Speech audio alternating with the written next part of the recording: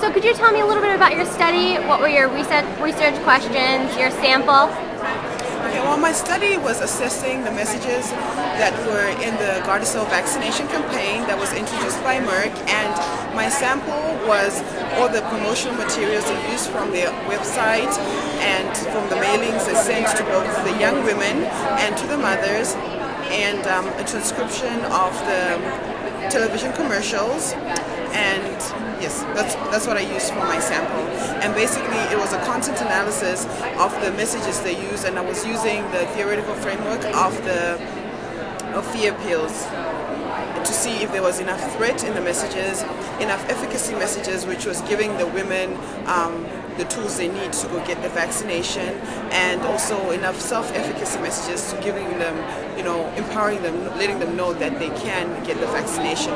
So that's what mainly I was using. And my main research questions, which are somewhere here, are to what extent do the materials covering the Gardasil campaign address the severity of the disease, susceptibility that includes messages that are likely to enhance self-efficacy and response efficacy. And my second research question was, are there differences between the amounts of severity, susceptibility and efficacy messages in the material given to the women and to the mothers? And then my third research question was, what were the main themes in the Gardasil campaign? And so basically the main findings were there wasn't much of a difference between the messages that they were giving to the women and to the mothers, and also there was a lot of informational messages compared to threat messages. So the campaign really focused more on self-efficacy.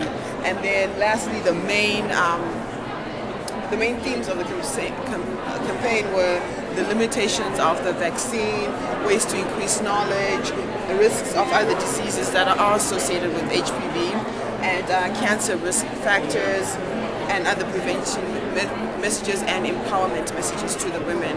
And so the practical purpose of my study was to just help authors of health messages know what women want, and so they can make those messages better to create more effective health campaigns. So that's the general synopsis of the study. And why did you want to do your study on this?